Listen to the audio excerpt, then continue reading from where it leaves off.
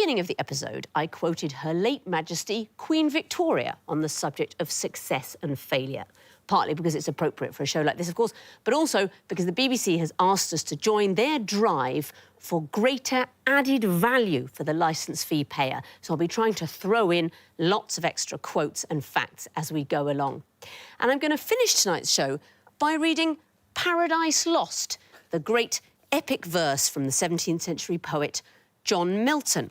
Well, unfortunately, the teams have taken slightly longer than we expected to answer the questions. Don't worry about it, teams. It can happen at the beginning of a series, so we might not get through all of it.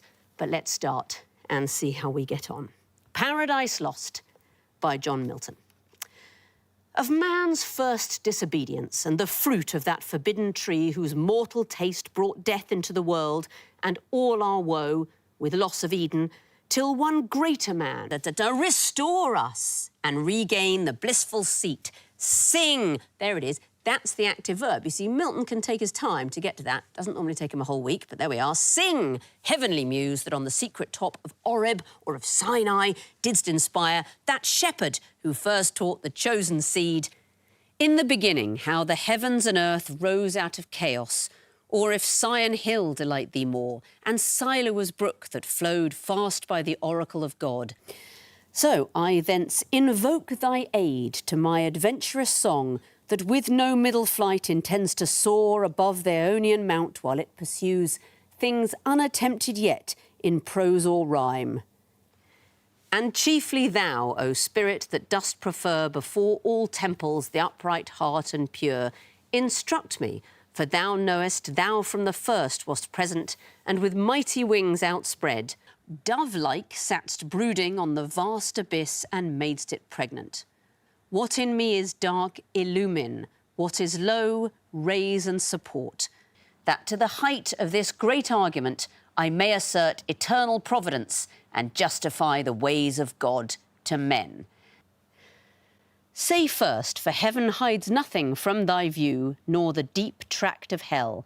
Say first, what cause moved our grandparents in that happy state, favoured of heaven so highly, to fall off from their Creator, and transgress his will for one restraint, lords of the world besides? Who first seduced them to that foul revolt? The infernal serpent, but he it was whose guile, stirred up with envy and revenge, deceived the mother of mankind, what time his pride had cast him out from heaven, with all his host of rebel angels, by whose aid aspiring to set himself in glory above his peers. He trusted to have equalled the Most High if he opposed, and with ambitious aim against the throne and monarchy of God, raised impious war in heaven and battle proud. With vain attempt, him the almighty power hurled headlong flaming from the ethereal sky, with hideous ruin and combustion down to bottomless perdition, there to dwell in adamantine chains and penal fire, who durst defy the omnipotent to arms.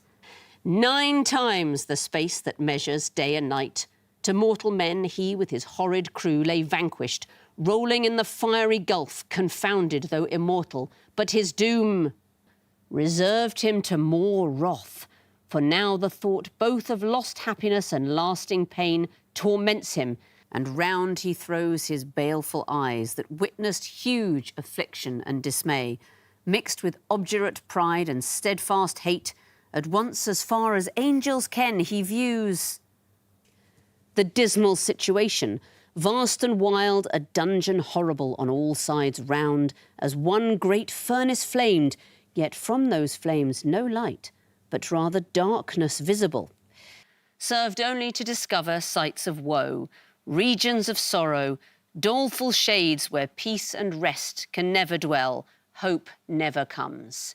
That comes to all, but torture without end still urges, and a fiery deluge fed with ever-burning sulphur unconsumed, such place eternal justice had prepared. For those rebellious, here their prison ordained in utter darkness, and their portion set as far removed from God and light of heaven as from the centre thrice to the utmost pole. Oh, how unlike the place from whence they fell. There the companions of his fall, o'erwhelmed with floods and whirlwinds of tempestuous fire, he soon discerns, and weltering by his side, one next himself in power and next in crime. Long after known in Palestine and named Beelzebub, to whom the archenemy and thence in heaven called Satan, with bold words, breaking the horrid silence, thus began.